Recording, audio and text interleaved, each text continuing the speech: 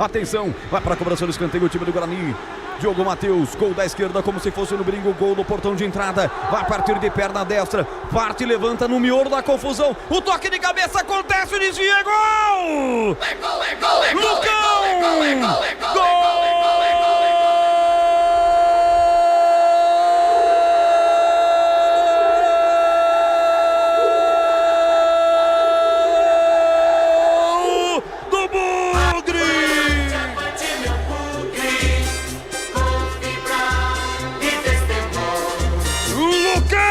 Camisa 3,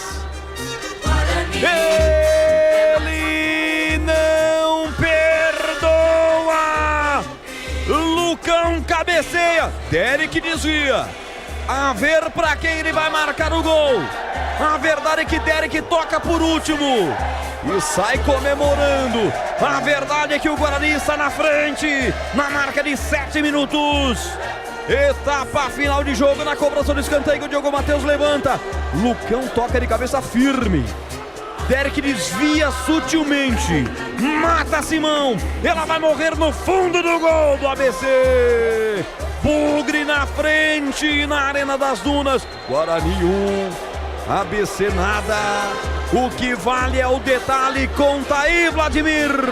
Cobrança de escanteio do Diogo Matheus. O Lucão subiu mais do que a zaga do ABC, tocou de cabeça e o Derek, em condições legais, deu um toquinho na bola. Mas foi um toque bem sutil a ponto de quebrar aí o goleiro Simão. Foi pro fundo das redes, gol do Derek, 7º dele no campeonato da Série B. O Guarani tá na frente, 1-0. Então, para fazer justiça ao camisa 11 do Bugre, talvez um dos melhores do Guarani no primeiro tempo, Derek, ele não perdoa, Derek marca para o Guarani.